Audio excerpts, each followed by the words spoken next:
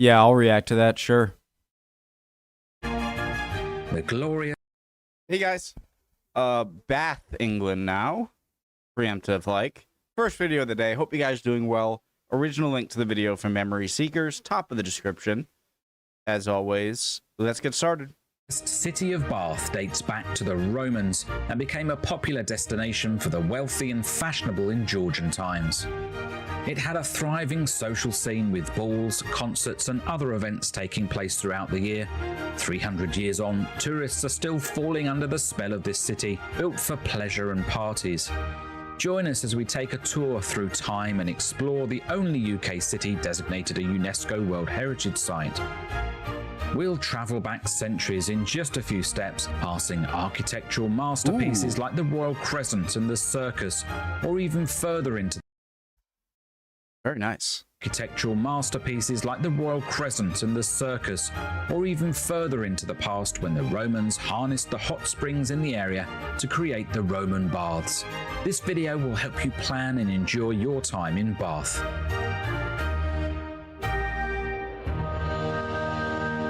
Let's go. I'm in frame, right?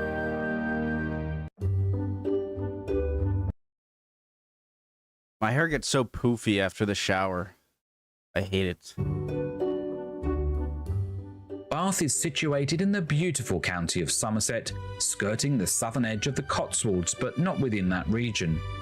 Just 90 minutes from London Paddington Station, getting here for a day trip or longer is very easy, and my preferred method for travelling this time, as I was staying for the weekend and parking overnight can be expensive.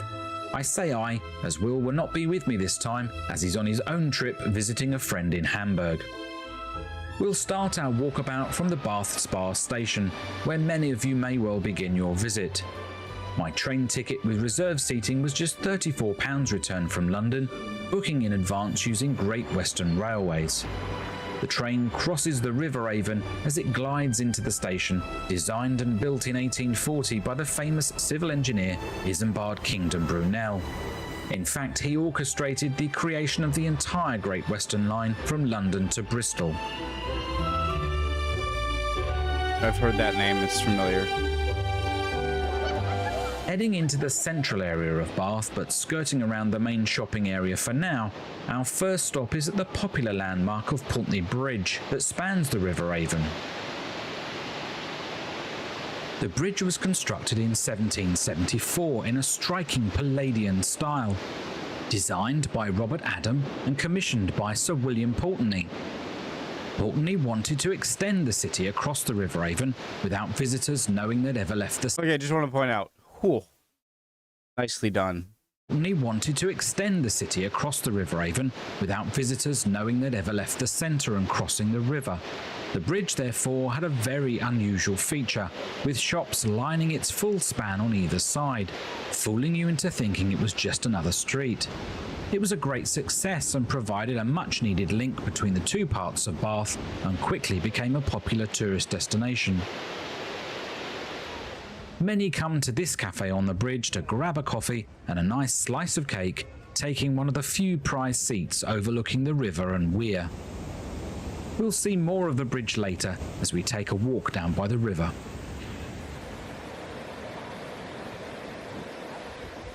On Grand Parade just beside the bridge is the Guildhall Market.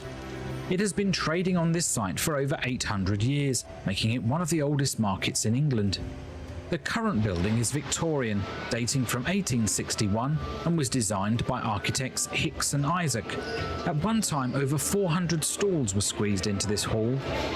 Now around 20 stalls of independent traders display their wares for visitors to browse and buy. Anything from leather goods to smelly cheese and bakery treats.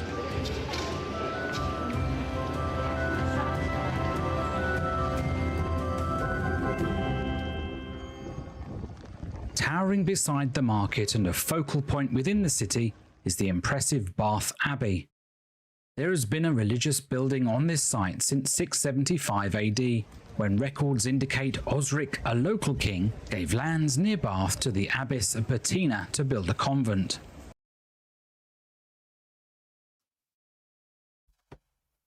When was the first pope, and when did Christianity Constantine, right? He's the one who made Christianity the official religion of the Roman Empire, I think. But when did he live? 400? 500? The reason I'm asking this is because 600. If you just want to go forward in the video, go ahead. But 675 AD. So obviously Jesus was 33 AD or something. And then Christianity wasn't a thing that was tolerated that much. And so I'm wondering, at what century AD did Christianity become a thing to where you would want to build a church? Did he just say a religious building, or did he? There has been a religious building on this site since 675 AD, when records indicate Osric, a local king, gave lands near Bath to the abbess of Bettina to build a convent. Okay, so it might not be Christianity? By 973 AD, it had become an important monastery and the chosen spot to crown the first ever king of England, King Edgar. If anyone can clarify that, if you purchase a ticket to enter it. the church, then you can see a stained glass window depicting the coronation of Edgar. Check out this website for details of opening times and current prices to visit. In the last 1,000 years, the previous buildings have either been destroyed in attacks, fallen into disrepair, or have been replaced with newer, more impressive churches. The current abbey dates from 1499, but has required major repairs and improvements over the centuries. The incredible fan-vaulted ceiling, so named because it looks like an open fan, was designed by King Henry VII's master masons, Robert and William Virtue. So crazy how good that is. Just because I'd imagine you can go so off. Like it looks like it was created with Designed by King Henry VII's master masons, Robert I can't think right now. Artificially? and William Virtue. It really is quite an impressive sight. Well, what? Never mind.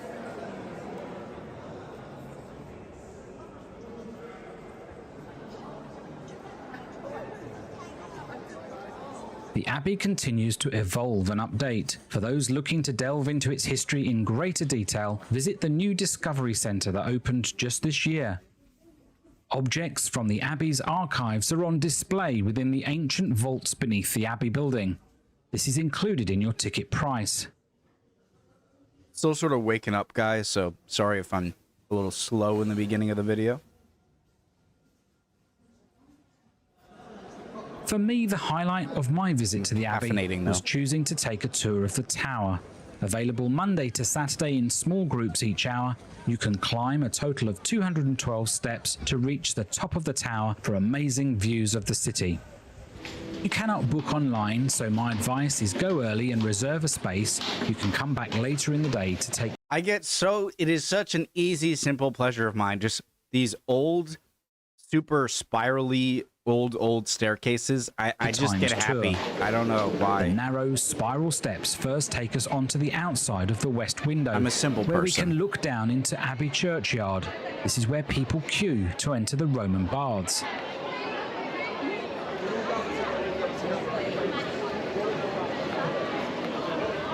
A Roman bath in Bath. Sorry. I'll see myself out. Climbing again, it's up onto the roof of the nave, and we begin to see the city spreading out below us.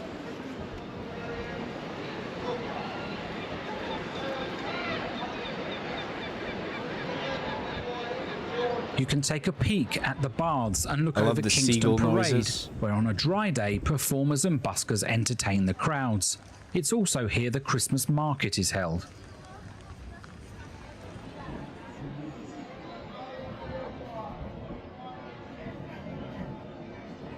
Heading inside the tower, the tour guide explains the bell ringing process.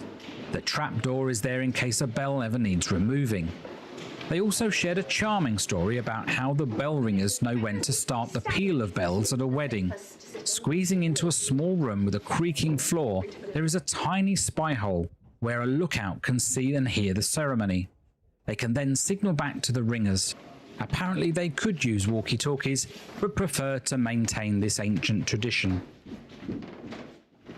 Walking over the top of the fan-vaulted ceiling, we reach a tiny room containing the clock face and learn that in the mid-ceiling, we reach a tiny Yeah, you can see the top of it. room containing the clock face and learn that in the mid-20th century, someone came and hand-wound the clock multiple times a day.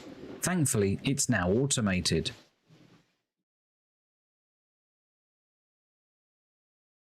It faces north of the city, as all the markets were traditionally on that side. Another larger clock was higher up on the tower back in the 18th century, but that started to affect the building due to its weight, so this smaller one was commissioned and installed here in 1834. The tour is timed to make sure you enter the bell tower in between the quarter-hour chimes. The original 15th century bells were sold to Spain thanks to King Henry VIII and the Reformation. However, the boat transporting them sank en route. 8 new bells were installed in 1700 and an additional 2 smaller ones in 1774 to give a 10-bell ring.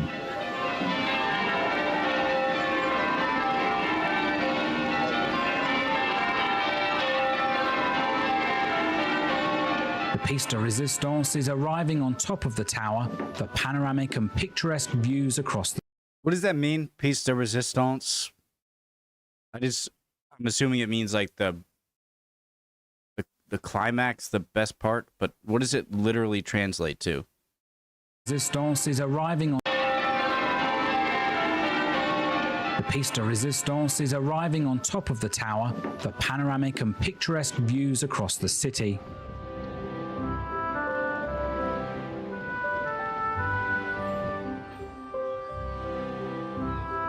I love how much your towns match the not match the landscape, but they because of their the more I see it, the more I like that everything is uniform. And I know there are a lot of laws in some places in England where houses have to be made of some certain material. And I wasn't really at first. Oh my God.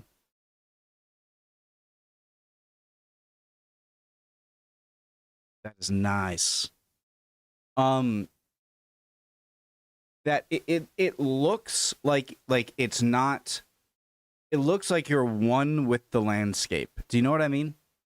Like it looks like if you kind of look kind of peripherally, like they're just a bunch of rocks inside of the landscape, and it fits and it makes it all look super, super nice, especially from like bird's eye view.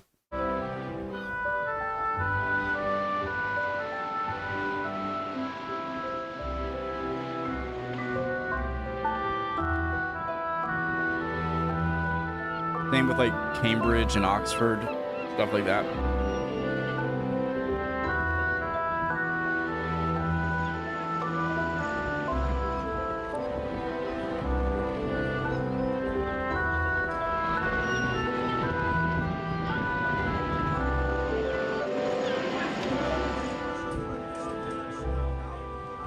An outstanding hour and a fascinating tour in the heart of the Abbey.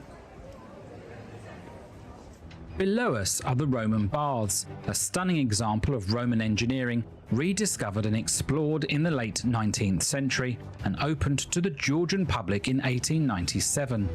It offers a fascinating glimpse into the life of Roman Britain. You can book tickets to visit through this website.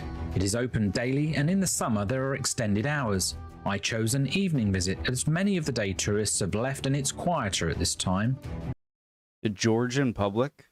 It's a very popular attraction and can be very busy. I thought Georgian meant a time period of King George, and so when he said 1897, I was a little confused. The baths were built in the 1st century AD when the city was a town called Aquae Sulis. It was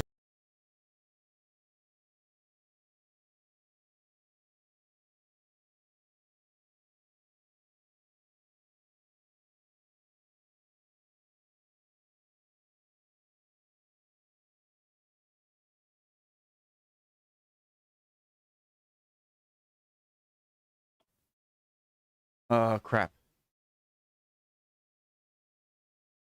Was used for over 400 years until the end of the Roman Empire in Britain. They were originally dedicated. The city was a town called Aquae Sulis.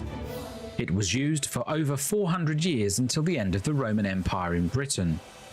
They were originally dedicated to Sullus Minerva, who was the Roman goddess of healing and wisdom.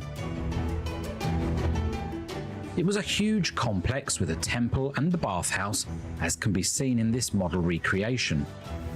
The water to feed the baths comes from a natural thermal underground spring, which still flows with hot water today at 46 degrees Celsius. 240,000 gallons of water rise here daily. It is rich in minerals including calcium, magnesium and sulfur.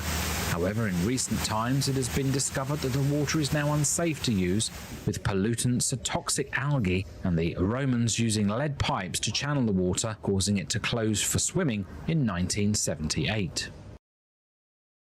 I thought it was like an amoeba brain eating. People of all what did I hear that somewhere? Social classes, from the wealthy to the poor, came to bathe, socialize and worship. The baths were also used for medical purposes, as the hot water was believed to have healing properties. The Romans believed this water to be sacred. This is the terrace, which allows you to look down. It is crazy, and I would see the draw to do that, to swim in here, you know, swimming in a, you know, a pool that was used by people so long ago. On the Great Baths, lined with Victorian statues of Roman emperors and governors of Britain. In the Roman era, it would have been enclosed with an arched roof. Indoor pool.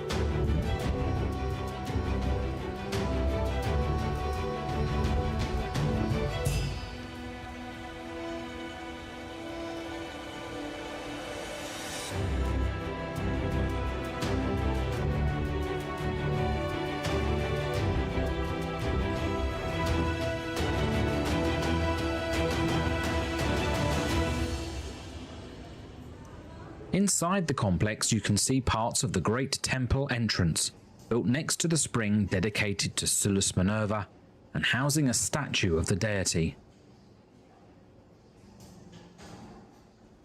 You can learn about the people of Aquae Sulis, how they lived, worshipped and died. The bathhouse was a complex of interconnected rooms, including changing rooms, hot rooms, cold rooms and swimming pools.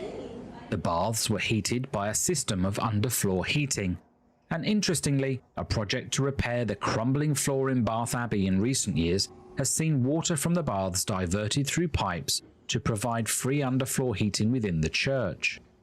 The vast amount of water the spring produces each day is not all needed, and the Romans devised a clever overflow drain seen here and still in use today, carrying the surplus water through a drainage system and out into the River Avon using gravity flow. I truly think that people are no smarter or dumber today than they were back then.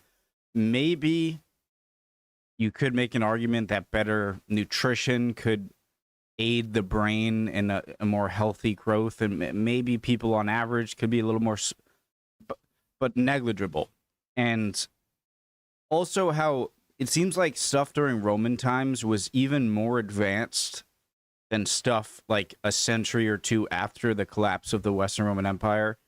And it shows you how history doesn't always just like go like this. It kind of like, like it always kind of trends up, I guess, but with like little dips when civilization sort of half collapses. We have stepped down below street level and are now walking around the Great Bath on the pavements laid by the Romans 2,000 years ago. The bath was lined with large, thick sheets of lead to hold the water. Its depth is 1.5 meters, a perfect level for comfortable bathing.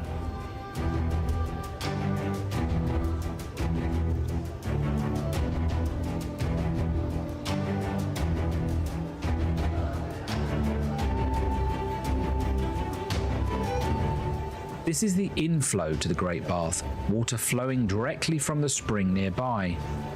The water is green today due to the algae, the sunlight and water allowing photosynthesis conditions. The Romans had the roof, and so the water would have remained clear and appealing. You can I safely love being in a pool when it's raining, and like going underwater and looking up and seeing all of the drops hit the surface. So the water would have remained clear and appealing. You can safely taste the famous spa water at the West Baths, but I'm leaving the attraction now and heading next door to experience a drink of the water from a far more ornate and famous marble vase.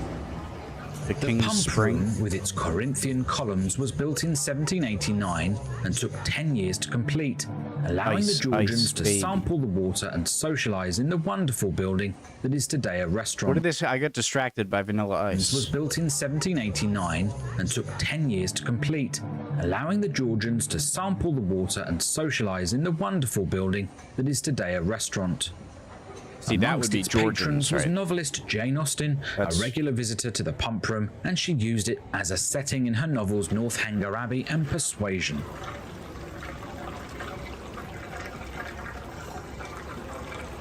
It's free to enter the pump room and sample a small cup of the mineral water.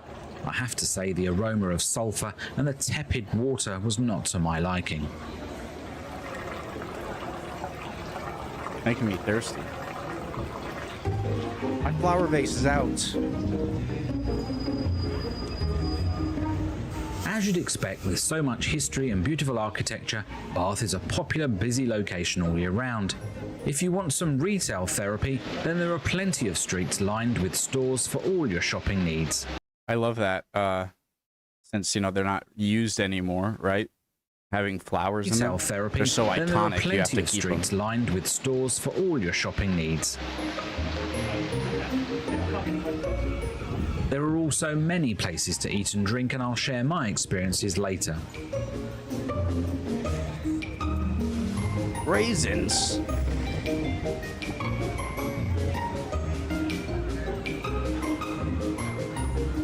Only two foods I don't like: raisins and olives.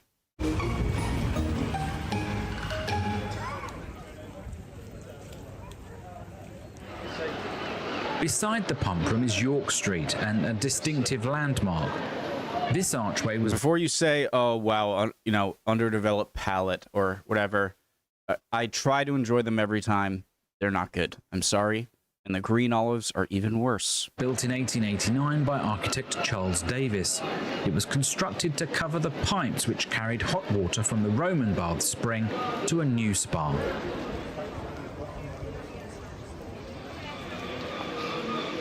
Turning into Church Street, we pass some of the smaller independent shops and then arrive at a huge plane tree planted over 200 years ago. It's known as the Hanging Tree, as this location was reputedly used for public executions, but long before the tree was planted.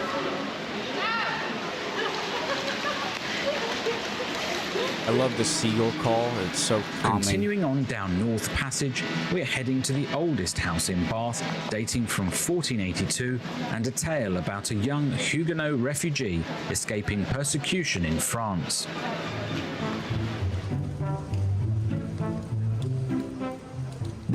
One sec, guys. I gotta pee. I have to answer this too quickly. Good. This is Sally Lunn's eating house. It was home from 1680 to a young French lady who became known for ease of pronunciation for the locals as Sally Lunn. She baked the now world-famous Bath bun from this charming shop. It's tasty. There is always a queue here to get a seat, but you can bypass this and head down into the tiny museum below stairs, and also buy a takeaway bun to try if you don't want to wait.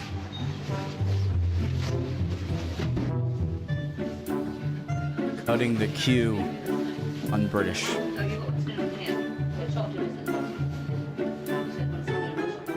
I'm not entirely I thought she was real for a second. sure if the ovens and fires are original, but this is what it would have looked like in the 17th century. Legend has it when Sally found work in the kitchen of the shop, then known as Lilliput Alley Bakery, They found she had a skill for baking, and she developed her own unique recipe from which she baked a rich, large, buttery bun similar to the French brioche that she would have been familiar with before she fled France. Selling it on the streets of Bath, they became very popular and known as the Sally Lunn bun. There is, however, no historical evidence to support the legend of Sally. You'll have to make your own mind up.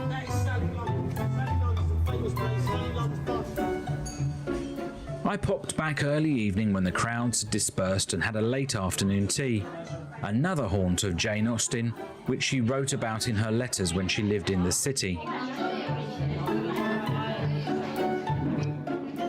The bun is designed to be enjoyed with either sweet or savoury accompaniments, and you can have many combinations today in this tea room. You are served a half bun as they are very big. It's light, fluffy, very rich and absolutely delicious. I highly recommend you try one, although some of you will want to put the cream down first before the jam. I can see the comments coming now.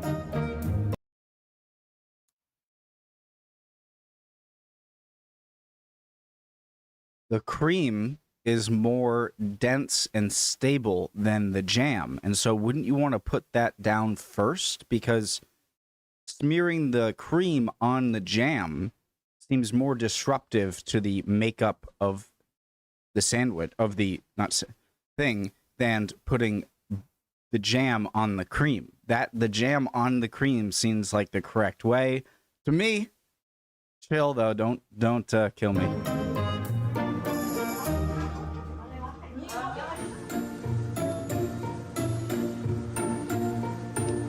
It's my opinion.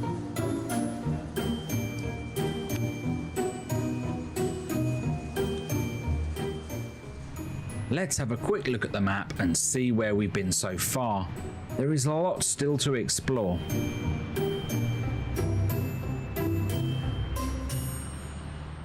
We'll now move on to Bath Street, which might be familiar to many of you. Unfortunately shrouded in scaffolding at the moment, it's been the backdrop to many a period drama and TV show. It was built in 1791 by Thomas Baldwin, a local architect, and originally named Cross Bath Street, as it contains the cross bath at the western end. Designed in a neoclassical style, the line of Georgian townhouses are now a popular shopping destination with a variety of shops, cafes and restaurants. Bath had 3 thermal springs, the largest at the Roman Baths, and 2 smaller ones called Helting Spring just around the corner from here, and this one Cross Spring. If you fancy having a dip in this spring, then it's open to the public to visit. The current structure of the Bath Cross was built in 1784 by Thomas Baldwin.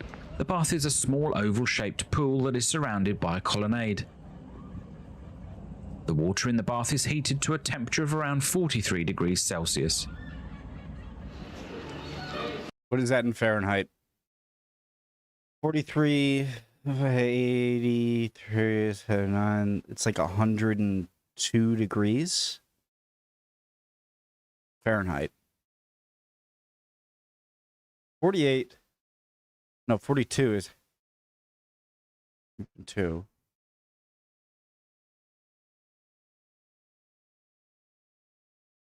$110 degrees? If you're in need of an afternoon pick-me-up, then maybe head to the Bath Distillery Gin Bar on Queen Street. Until 2018, in the vaults below, small batches of gin were distilled using 11 botanicals. You can take a distillery tour in a larger location on Monmouth Place. I just sat and enjoyed my gin, though I can't remember which one I tried. Maybe that's saying something.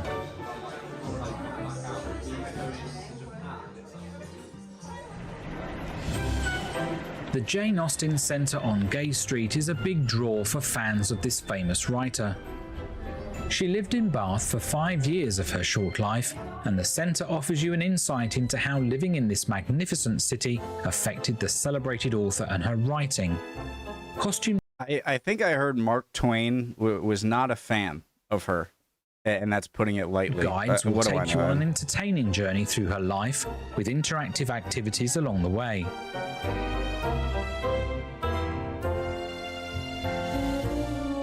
If you'd like to find the places that Jane lived or frequented in Bath, then watch our separate video on Jane Austen's life, from birth to death, as we visit all the notable locations I honestly, ooh, nice. I would like to watch that. I would like to learn during about that. her life, including those here in Bath that we won't be covering in this video.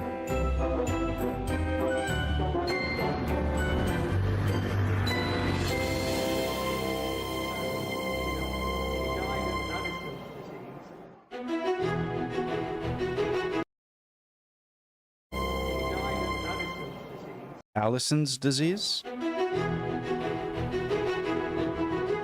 What a At the roundabout. top of Gay Street, we have reached the impressive and famous Circus, a ring of large townhouses forming a circle with 3 entrances.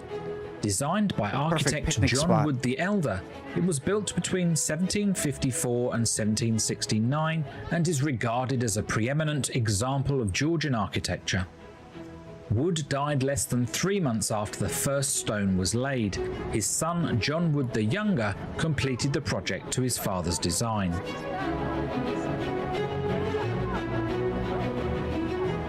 Circus means a ring, oval, or circle in Latin. The circus has been featured in many films and television shows, including The Duchess, The Importance of Being Earnest, and The Crown. Taking the Brock Street entrance, we now head to the Royal Crescent, a part of Bath not to be missed when you visit.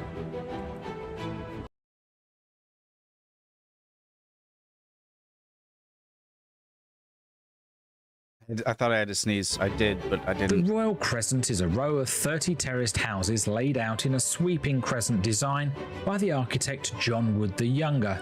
It was built on land previously owned by Bath Abbey between 1767 and 1774.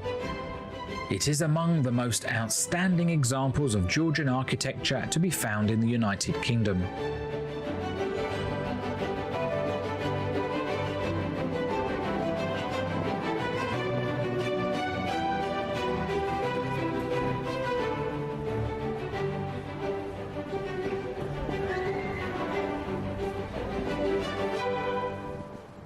Number 1, the Royal Crescent, was the very first of the houses to be built and has been turned into a museum which has been decorated and furnished just as it might have been during the period towards the end of the 18th century. This website gives you details of opening times and ticket prices. The rooms feature historic furniture, pictures and objects that reveal what life was like for Bath's wealthy and fashionable residents. Not only do you see how they lived upstairs, but you also get an interesting insight to below stairs and the domestic servants' lives. The self-guided tour is brought to life through film and sounds as you pass through each of the glorious rooms. It certainly is one of the best examples of a Georgian home we've come across on our travels throughout the country.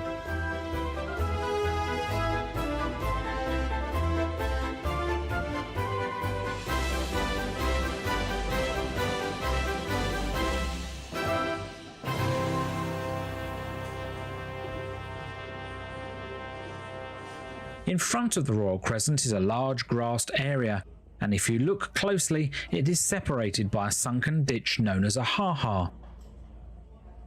The top half was a lawned area for the residents of the Royal Crescent in lieu of a front garden.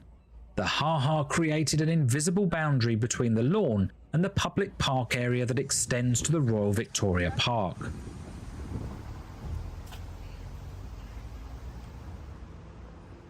The park is free to enter, and many people come to have picnics during their visit to Bath.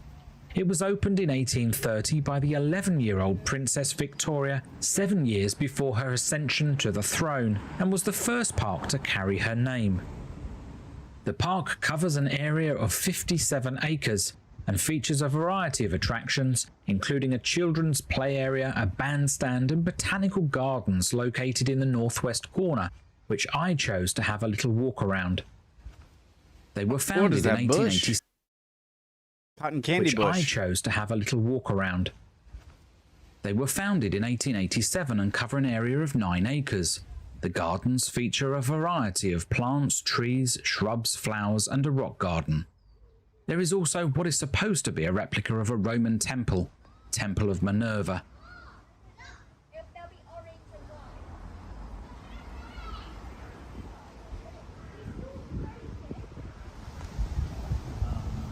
A seating area and cafe for drinks and snacks provide a stop to rest, and you might even see some of the local wildlife.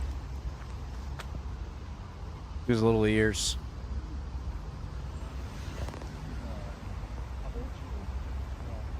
Let's have another look at the map and see where we've been. Curious what this is right here. Heading back into the centre of the city, passing the bottom of the Royal Crescent parallel to the Royal Avenue, look out for the gravel walk. This charming path takes you behind all the impressive Georgian houses on Brock Street and the Circus, which we viewed from the front as we walked to the Royal Crescent.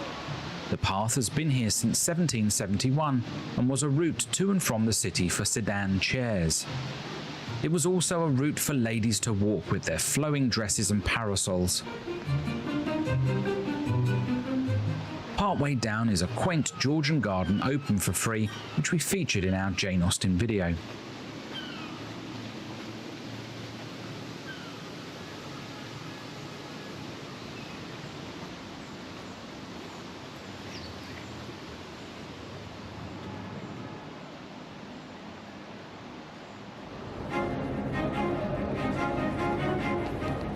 After dark, the warm glow of the street lamps and buildings lit with spotlights give the city a very elegant, warming feel, and it's lovely to walk the same streets again when the roads are less busy.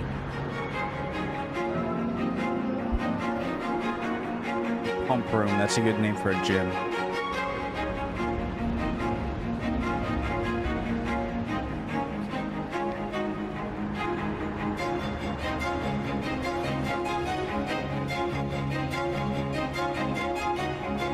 One second. Okay, sorry.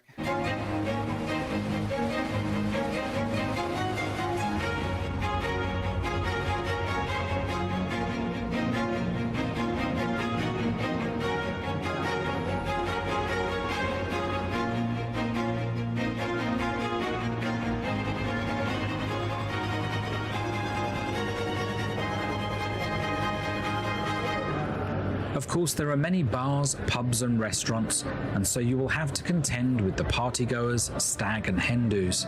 I guess the modern day version of the social gatherings in the assembly rooms the Georgians so enjoyed.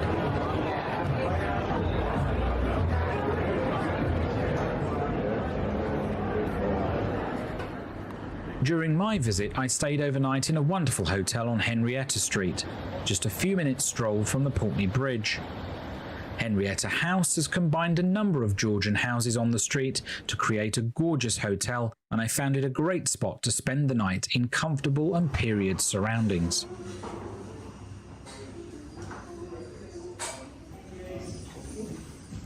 After a good night's sleep and a delicious breakfast to set me up for another day, I headed out to explore the east and south. Ooh, looks very good. Canadian bacon, or what I would call Canadian bacon. Nice toast, perfectly toasted toast. Beans, mushrooms, tomato, hash brown, eggs. South side Beautiful. of the city. The weather for a time was looking a bit more promising as I walked up Great Pulteney Street, which is one of the widest in Bath at 30 metres. Designed by Thomas Baldwin and commissioned by Sir William Pulteney, the same chap that built the impressive bridge, these three-storey townhouses were intended to be part of a much larger set of grand street squares and circuses. However, the scheme by Thomas Baldwin to create a whole new town east and south of the river was hit by financial panic as a result of the French Revolution and the collapse of many banks, including the one funding Baldwin's great plans. At the end of the street is Holborn Museum. You might recognise it from the TV drama Bridgerton as the home of Lady Danbury.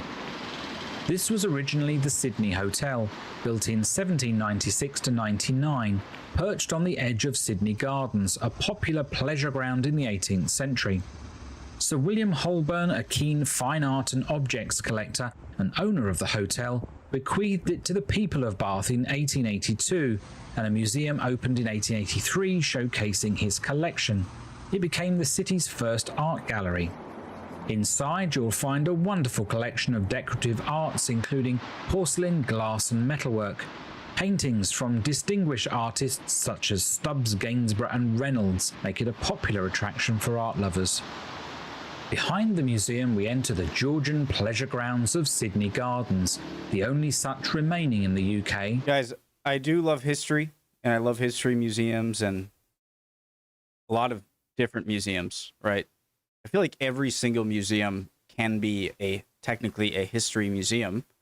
But art museums, I went to the Van Gogh Museum, it was pretty good, but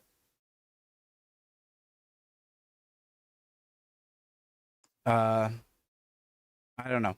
There's only so I can only look at paintings for so long.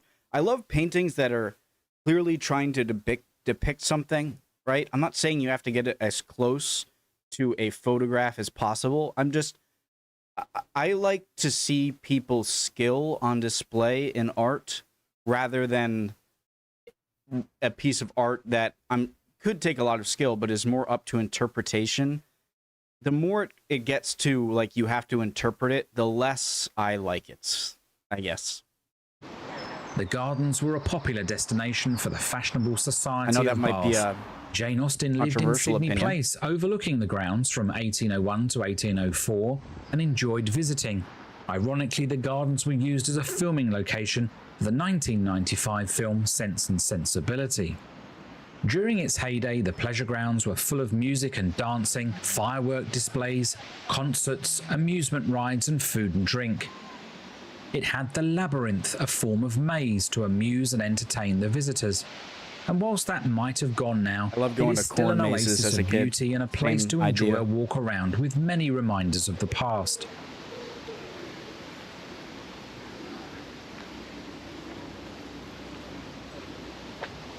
Cut right through Sydney Gardens at the turn of the 19th century was the Kennet and Avon Canal, a vital transport link bringing coal, stone and goods to the busy city.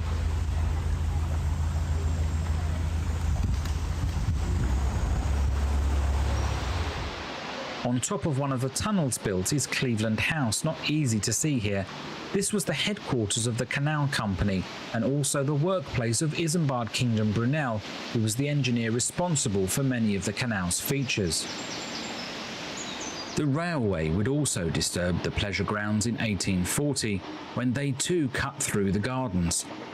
Part of Brunel's ambitious plan to link London with Bristol, providing a valuable passenger and goods stop for Bath and boosting tourism. A walk or cycle down the towpath of the canal is a great way to spend some time.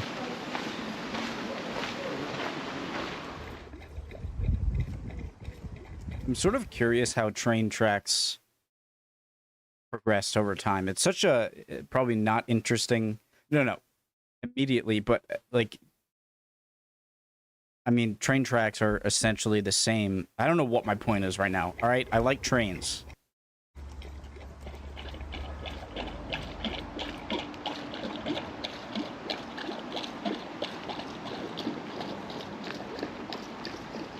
If you continue along this route, it will take you to the pretty village of Bathampton in about 40 minutes. Oh, golf course. I didn't even see that. Eventually, the canal reaches the wonderful town of Bradford-on-Avon, and those that have watched our channel for a while will remember we visited this beautiful place a few years ago. So if you're staying in Bath for some time, do consider a visit. It really is beautiful. You can watch our video covering all the main highlights from the link at the end of this video.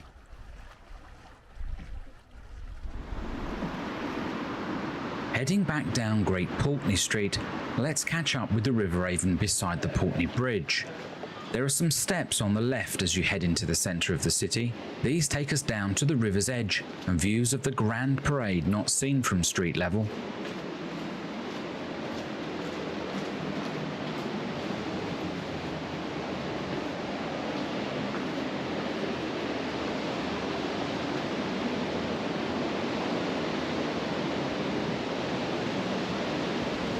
The impressive colonnades that line the riverbank are a hidden walkway and set of vast vaults under the buildings that have not been open to the public for years, as far as I'm aware, due to disrepair.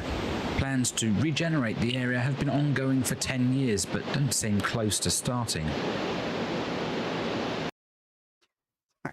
What would happen if it... No, it would probably hit the... Okay. Okay.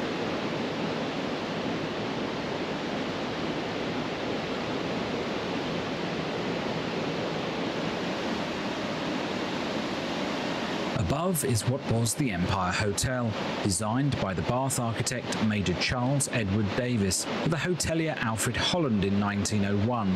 Hotelier? A grand and popular hotel in its day, now plush riverside apartments with Brown's restaurant on the ground floor.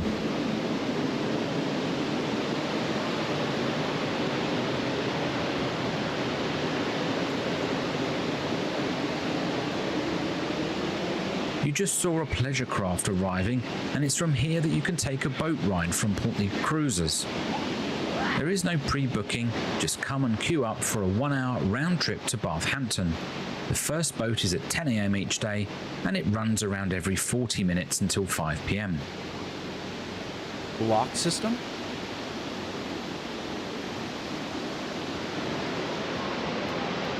Okay, I've definitely seen this image before. Thought it looked familiar.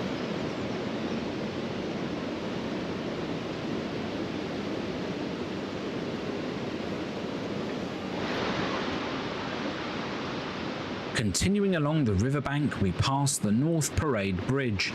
It's a good spot to climb up and view the Portney Bridge from a distance. So you can get to the ocean from here. Just, it'll take a while.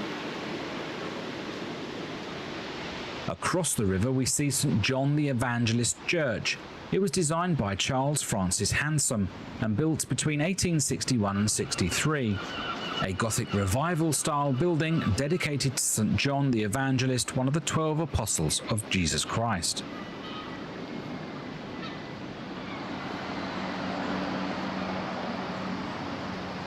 So soothing.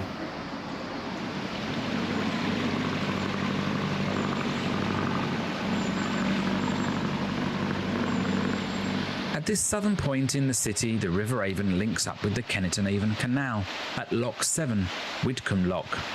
This building, Thimble Mill, was bought by the canal company in the 1830s to house a large steam-powered water pump that pumped water up to Lock 11. So is there like a rubber seal on the bottom of the doors? How is it not going under the door? This building, Thimble Mill, was bought by the canal company in the 1830s to house a large steam-powered water pump that pumped water up to Lock 11, replenishing the water lost each time a boat passed through the lock. A modern electric pumping station now completes that task.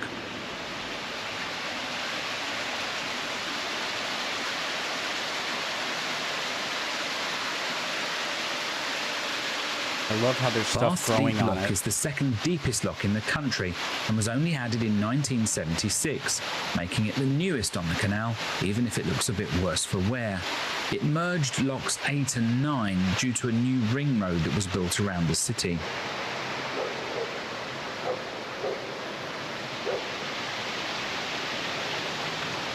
I would love to watch an in-depth engineering video about these. You can continue your walk along the canal. It will take you all the way back to Sydney Gardens and beyond. I wish I had more time to walk it all.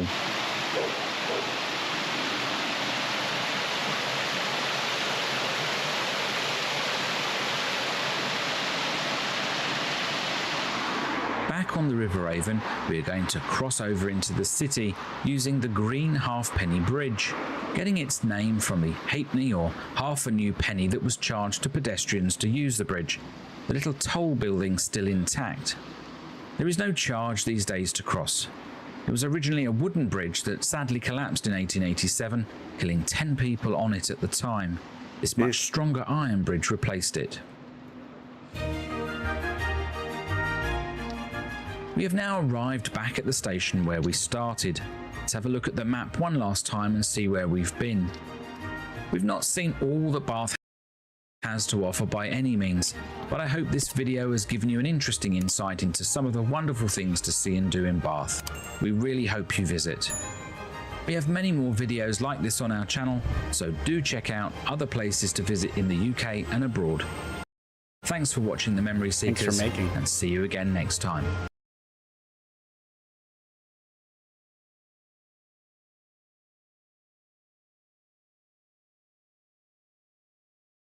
Okay, geez, why did I think it in the beginning it was up here? Just Bath and York just sounds like they go together. Hey, Leeds must be pretty cool. It's like directly in the center of the skinny part.